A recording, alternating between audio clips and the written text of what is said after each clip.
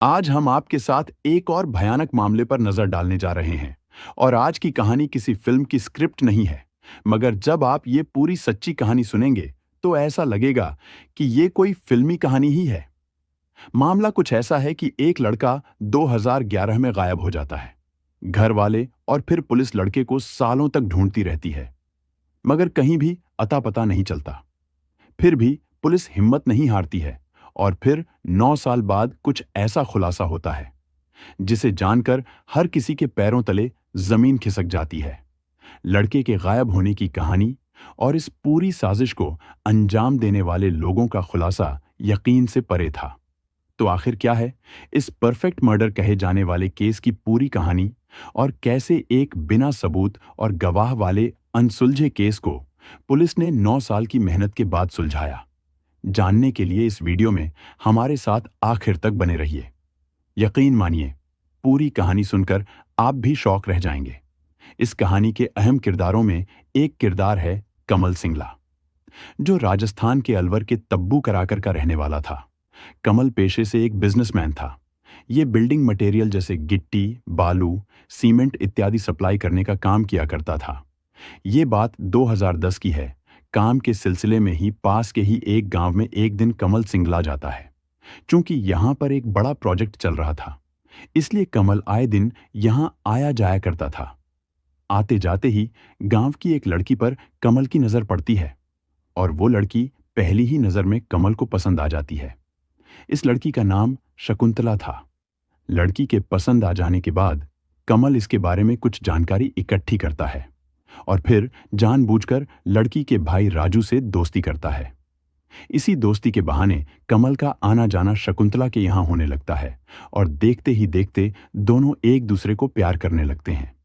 प्यार छुपाए भी कहां छुपता है। कमल सिंगला और शकुंतला अक्सर दुनिया की नजरों से बचकर मिला करते थे, और पूरी कोशिश करते थे कि इनके प्रेम प्रसंग की खबर किसी को ना लगे। मगर ऐसा लंबे समय तक नहीं हो पाता है, और कानों ही कान इन दोनों की प्रेम प्रसंग की खबर शकुंतला के घर वालों को लग जाती है। इस प्रेम प्रसंग की जानकारी होते ही शकुंतला के घर वाले गुस्सा हो जाते हैं, और शकुंतला पर कई तरह की पाबंदियां लगा दी जाती हैं।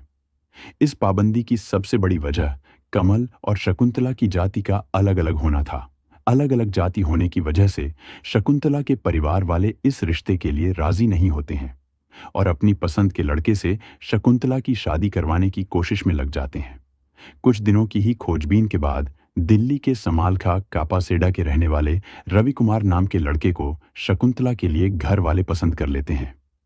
शादी की बात सुनकर शकुंतला घबरा जाती है, और एक बार फिर से बेचैन होकर किसी तरह कमल सिंगला से संपर्क स्थापित करने में कामयाब हो जाती है। हालांकि पूरी कोशिश करने के बावजूद ये दोनों फिर से नहीं मिल पाते हैं, और फाइनली 8 फरवरी 2011 को शकुंतला की शादी उसकी मर्जी के खिलाफ रवि कुमार से करवा दी जाती है। लोग समझ रहे थे कि शादी के बाद शायद शकुंतला अपने पुराने प्यार को भुला देगी, और जिम्मेदारी आने पर नई जिंदगी की शुरुआत नई तरीके से करेगी, मगर ऐसा नहीं होता। शादी के अगले ही दिन कुछ बहाने करके शकुंतला अपने माता पिता के घर वापस आ जाती है, और लगभग 2 हफ्ते तक अपने माता पिता के ही घर रहती है। हालांकि घर वालों द्वारा समझाने बुझाने के बाद एक बार फिर से शकुंतला अपने पति के घर चली जाती है, और जिंदगी की शुरुआत नई तरीके से करने की कोशिश में लग जाती है। दुनिया की नजरों में सब कुछ अब अच्छा चल रहा था, जिसके साथ जीने मरने की कस्में खाई थी। शकुंतला उसी के साथ अपना जीवन बिता रही थी। मगर इन दोनों का साथ लंबे समय तक नहीं रह पाता है, क्योंकि 22 मार्च 2011 को शकुंतला का पति रवि कुमार अचानक से रहस्यमयी तरीके से गायब हो जाता है। दरअसल शादी के बाद लगभग 2 हफ्ते अपने माता पिता के घर रहने के बाद शकुंतला अपने पति के पास वापस आ जाती है, और वहीं रहने लगती है। कुछ हफ्ते रहने के बाद 22 मार्च को शकुंतला अपने पति के साथ दिल्ली में ही रहने वाली अपनी बहन के यहां जाने का प्लान बनाती है। 22 मार्च 2011 को दोनों पति पत्नी साथ में निकलते हैं, मगर घर वापस अकेले शकुंतला आती हैं। घर पर आते ही वो अपने पति रवि के बारे में लोगों से पूछती हैं। जैसे जैसे समय बीतता है, हंगामा बढ़ता चला जाता है, और लोग रवि कुमार को खोजने में लग जाते हैं। लाख कोशिशों के बावजूद रवि का कहीं भी अता पता नहीं चलता है। थक हार कर 23 मार्च यानी रवि के गायब होने के अगले दिन रवि के पिता थाने में जाकर अपने बेटे के गायब होने की शिकायत दर्ज करवा देते हैं। पुलिस भी अब रवि कुमार की तलाश में लग जाती है, मगर कहीं भी रवि कुमार का अता पता नहीं चलता है। पूछताछ की शुरुआत शकुंतला से ही होती है, क्योंकि आखिरी समय में शकुंतला ही रवि कुमार के साथ थीं। गायब होने वाले दिन के घटनाक्रमों के बारे में पुलिस शकुंतला से पूछताछ करती है तो शकुंतला पुलिस वालों को बताती है कि हम दोनों कार से अपने रिश्तेदार के यहां जा रहे थे। तभी रास्ते में एक जगह रवि ने गाड़ी रुकवाई और मुझसे कहा कि किसी से मिलकर मैं बस 5 मिनट में आता हूं। शकुंतला के मुताबिक रवि 5 मिनट बोलकर गया था, मगर काफी देर उस जगह इंतजार करने के बावजूद भी वहां नहीं आया। पुलिस इस पूछताछ से मिली जानकारी के आधार पर अपनी जांच आगे बढ़ाती है और रवि कुमार की तलाश में लगी रहती है, मगर रवि कुमार का कहीं भी अता पता नहीं चलता है। जब पुलिस की जांच को लगभग 1 महीना बीत जाता है और पुलिस के हाथ खाली ही रहते हैं, तब रवि कुमार के पिता एक बार फिर से थाने में जाकर अपने बेटे के अपहरण का मामला कांप सहेड़ा थाने में दर्ज करवाते हैं। अब पुलिस रवि के अपहरण के एंगल से भी मामले की जांच करती है, मगर कहीं भी कोई जानकारी हाथ नहीं लगती है। रवि के माता पिता पुलिस की जांच की शैली पर सवाल उठाते हुए पुलिस के प्रति अपनी नाराजगी जताते हैं। इस कारण जिला पुलिस की टीम से इस मामले की जांच को छीनकर दिल्ली पुलिस की क्राइम ब्रांच को दे दी जाती है। क्राइम ब्रांच मामले को अपने हाथ में लेते ही तेजी से जांच आगे बढ़ाती है और एक के बाद एक शक के दायरे में आने वाले सभी लोगों से पूछताछ करना शुरू कर देती है। शकुंतला तथा इसके भाई राजू से भी इस मामले में फिर से पूछताछ होती है। क्राइम ब्रांच की पूछताछ में शकुंतला के बयानों में विरोधाभास नजर आने लगता है। इस कारण शक की सुई शकुंतला की तरफ आने लगती है। इसी पूछताछ में पुलिस के सामने कमल सिंगला नाम के व्यक्ति का भी खुलासा होता है। पुलिस कमल सिंगला को भी हिरासत में लेकर पूछताछ करती है। पूछताछ में बहुत कुछ साफ न होने की वजह से अब पुलिस द्वारा कमल सिंगला और शकुंतला का पॉलीग्राफ टेस्ट करवाने का फैसला किया जाता है। लंबी कानूनी प्रक्रिया पूरी करने के बाद आखिरकार इन दोनों का पॉलीग्राफ टेस्ट भी करवाया जाता है, मगर इस पॉलीग्राफ टेस्ट से पुलिस के हाथ बहुत कुछ नहीं लगता है। कुछ भी संदिग्ध नहीं मिलता है। लगातार बयानों में आ रहे बदलाव की वजह से पुलिस को लगने लगता है कि रवि कुमार के गायब होने के पीछे कहीं ना कहीं शकुंतला और कमल सिंगला का ही हाथ है। मगर पुलिस के पास ना तो रवि का शव था और ना ही कोई सबूत और ना ही कोई गवाह था। कुल मिलाकर पुलिस अब तक अंधेरे में तीर चला रही थी। इस कारण पुलिस शक होने के बावजूद शकुंतला और कमल सिंगला पर कोई कार्रवाई नहीं कर पाती है और ये लोग अपनी जिंदगी जीते रहते हैं। समय बीतता जाता है और रवि कुमार का कहीं भी अता पता नहीं चलता है। जब क्राइम ब्रांच भी बहुत कुछ नहीं कर पाती है, तो थक हार कर 2017 में रवि कुमार के पिता एक बार फिर से अपने बेटे से जुड़े मामले में अदालत में एक अपील दायर करते हैं।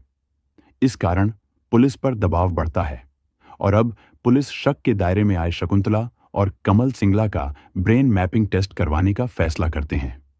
पहले तो दोनों ही ब्रेन मैपिंग टेस्ट से इनकार करते रहते हैं, मगर पूरी कानूनी प्रक्रिया का पालन करने के बाद फाइनली 2017 में शकुंतला तथा कमल सिंगला का ब्रेन मैपिंग टेस्ट किया जाता है।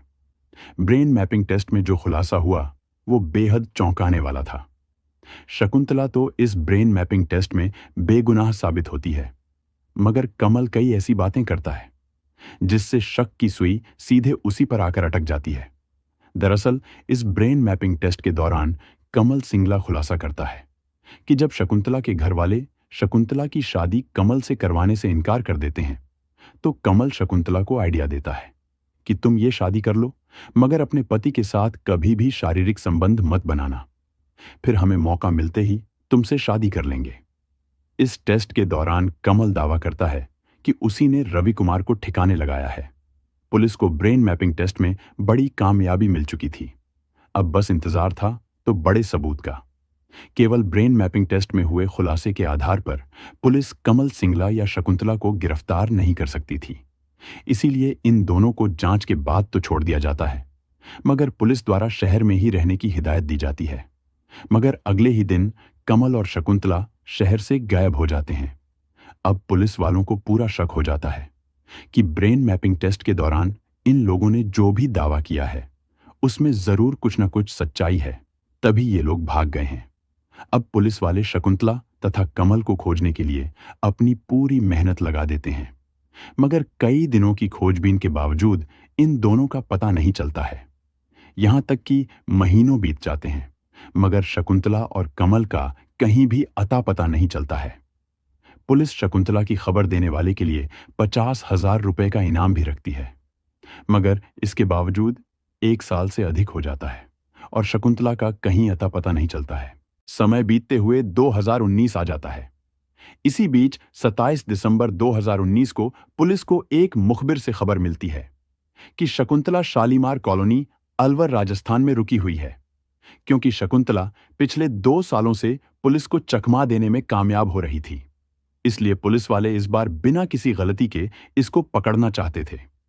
इसीलिए इन दोनों को पकड़ने के लिए रात में ऑपरेशन चलाने का निर्णय लिया जाता है और आखिरकार रात के अंधेरे में डोर टू डोर चेकिंग अभियान चलाते हुए शकुंतला को पुलिस गिरफ्तार कर लेती है। शकुंतला की गिरफ्तारी के बाद अब पुलिस वाले पूरी सख्ती के साथ पूछताछ शुरू करते हैं और अब जो खुलासा इस पूछताछ में होता है वो वाकई यकीन से परे होता है। पूछताछ में शकुंतला बताती हैं कि जब घर वालों को इन दोनों के प्रेम प्रसंग के बारे में पता चल जाता है तो अलग अलग जाति होने की वजह से घर वाले इन दोनों की शादी करवाने से इनकार कर देते हैं और शकुंतला की शादी कहीं और तय कर देते हैं। शकुंतला इस बात की जानकारी कमल सिंगला को देती है, इसलिए ये दोनों भागने का प्लान बनाते हैं, मगर कमल भागने के प्लान को बदल देता है क्योंकि उसे लगता है कि भागने के बावजूद वो तुरंत पकड़ा जाएगा। इसके बाद कमल शकुंतला के साथ मिलकर एक प्लान बनाता है और शकुंतला से कहता है कि तुम शादी कर लो, मगर किसी बहाने से बस साथ शारीरिक संबंध मत बनाना, फिर मौका मिलते ही मैं तुमसे शादी कर लूंगा। प्लान के मुताबिक ही शकुंतला सब कुछ करती है। शकुंतला रवि से तो शादी कर लेती है, मगर तबीयत खराब का बहाना करके वो अगले ही दिन अपने माता पिता के घर आ जाती है। 2 हफ्ते यहां रहती है और फिर माता पिता के समझाने के बाद वो वापस रवि के घर चली जाती है, मगर यहां आकर वो रवि से कहती है कि मैंने सफल शादी के लिए कुछ मन्नत मांगी हुई है और प्रण किया है कि मन्नत पूरी होने तक हम दोनों शारीरिक संबंध नहीं बनाएंगे। रवि ऐसा करने के लिए तैयार हो जाता है। अब शकुंतला कमल के साथ मिलकर रवि से छुटकारा पाने का प्लान बनाने लगती है। रवि को बीच से कैसे हटाया जाए, इसके लिए कमल सिंगला बॉलीवुड की एक फिल्म हमराज तथा एक हॉलीवुड की फिल्म देखता है और उसी से प्रेरित होकर बिल्कुल फिल्मी अंदाज में रवि को रास्ते से हटाने का प्लान फाइनल कर लेता है। इस प्लान को अंजाम देने के लिए वो अपने ड्राइवर गणेश को भी 70,000 रुपए देकर अपने साथ शामिल कर लेते हैं। प्लान पूरी तरीके से फाइनल होने के बाद कमल शकुंतला से कहता है कि तुम किसी तरह अपने पति को साथ लेकर घर से बाहर निकलो। शकुंतला ऐसा ही करती है और वो अपने पति से वहीं रहने वाले अपनी बहन के यहां जाने के लिए कहती है। रवि ये बात मान जाता है और प्लान के मुताबिक रवि शकुंतला को लेकर अपने रिश्तेदार के यहां जाने के लिए निकल जाता है। जब ये दोनों गाड़ी से जा रहे होते हैं तभी अचानक एक लड़का इन दोनों की गाड़ी के आगे आता है और फिर शकुंतला को देखकर चौंकने का नाटक करता है। ये लड़का कोई और नहीं बल्कि कमल सिंगला ही था। रवि के सामने कमल सिंगला सब कुछ ऐसे पेश करता है जैसे सब कुछ अचानक से हो रहा है। यहां पर बिल्कुल अनजान बनकर कमल सिंगला और शकुंतला बातें करते हैं और फिर शकुंतला रवि से कहती है कि ये लड़का मेरे ही गांव का है और पुराना रिश्तेदार भी है। हम लोग जिधर जा रहे हैं इसे भी उधर ही जाना है, तो क्यों ना हम इसे अपनी गाड़ी में बैठा लें। रवि तुरंत इस बात को मान लेता है और फिर ये तीनों एक साथ गाड़ी में बैठकर निकल जाते हैं। रास्ते में ये तीनों बातें करते हैं और आखिरकार रिश्तेदार के यहां पहुंच जाते हैं। रिश्तेदार के यहां पहुंचकर शकुंतला तो गाड़ी से उतर जाती है, मगर रवि से कमल सिंगला कहता है कि मैं तुम्हारी पत्नी का पुराना दोस्त भी हूं और मुझे तुमसे कुछ बेहद ही प्राइवेट बातें करनी है, इसलिए तुम ही थोड़ी देर के लिए मेरे साथ चलो। रवि कमल की इन बातों में आ जाता है और वो शकुंतला को वहीं पर उतारकर कमल के साथ चला जाता है, फिर कभी वापस नहीं लौटता है। आगे क्या हुआ वो समझने के लिए जरूरी था कि अब जल्द से जल्द पुलिस कमल को गिरफ्तार करे। इसलिए पुलिस वाले शकुंतला की गिरफ्तारी के बाद ताबड़तोड़ छापेमारी जारी रखती है और 2019 के अक्टूबर महीने में ही कमल सिंगला को गिरफ्तार कर लेती है। अब कमल सिंगला द्वारा किए गए खुलासे के मुताबिक वो रवि को अपने साथ लेकर पहले से प्लान की गई एक जगह पर चला जाता है और वहां पहले तो वो अपने ड्राइवर गणेश के साथ मिलकर रवि को नशे की दवाई वाली चाय पिला देता है और फिर मौका मिलते ही रवि कुमार का गला दबाकर उसकी जान ले लेता है। रवि की हत्या करने के बाद शकुंतला और कमल साथ रहने लगते हैं और कुछ समय बाद दोनों शादी भी कर लेते हैं। ये लोग हत्या दिल्ली में करते हैं, मगर लाश को ठिकाने लगाने के लिए अपनी ही गाड़ी में डालकर बिना किसी खौफ के राजस्थान के अलवर तक चले जाते हैं। कमल सिंगला द्वारा हत्या की बात कबूल करने के बाद पुलिस इस हत्याकांड में शामिल एक और अभियुक्त ड्राइवर गणेश की तलाश में लग जाती है। कई दिनों की मेहनत के बाद ड्राइवर गणेश को बिहार के समस्तीपुर जिले से गिरफ्तार कर लिया जाता है।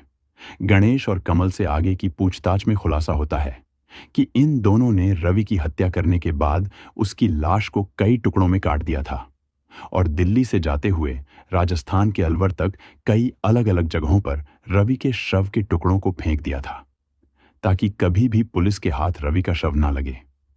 इन दोनों ने मिलकर शव के एक बड़े से टुकड़े को अलवर में कमल सिंगला की दुकान के ठीक सामने खाली एक प्लॉट में दफन किया था ताकि उस पर नजर रखी जा सके। गणेश और कमल सिंगला की निशानदेही पर पुलिस फाइनली 9 साल पहले बनाए कब्र के पास पहुंचती है और बुलडोजर की मदद से 5-6 फीट की खुदाई करने के बाद रवि के लाश के टुकड़ों तक पहुंच जाती है। 9 साल पुरानी कब्र से पुलिस को रवि की 25 हड्डियां मिलती हैं। पुलिस उन हड्डियों को जब्त करते हुए फॉरेंसिक लैब में भेज देती है। साथ ही उन आरोपियों को गिरफ्तार करके हुए जेल भेज दिया जाता है। फिलहाल ये मामला अदालत में है, जबकि शकुंतला, कमल सिंगला तथा गणेश जेल की हवा खा रहे हैं। वैसे तो अपराधियों को सजा देना अदालत का काम है, मगर आपके अनुसार इन लोगों ने रवि के साथ जो कुछ भी किया उसके लिए उन्हें क्या सजा मिलनी चाहिए? कमेंट बॉक्स में जरूर बताइए।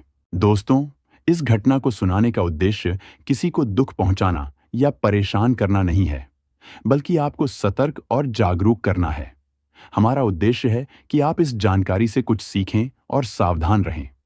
इस पूरी घटना पर आपके क्या विचार हैं? हमें कमेंट में जरूर बताएं। साथ ही आप इस वीडियो को किस शहर से देख रहे हैं, ये भी जरूर लिखें। अगर आपको हमारी मेहनत पसंद आई हो तो कृपया इस वीडियो को लाइक करें और अपने दोस्तों के साथ शेयर करें ताकि ये जानकारी ज्यादा से ज्यादा लोगों तक पहुंच सके। अगर आपने अब तक हमारे चैनल को सब्सक्राइब नहीं किया है तो कृपया अभी चैनल को सब्सक्राइब कर लें। मिलते हैं अगले वीडियो में एक नई कहानी के साथ। धन्यवाद।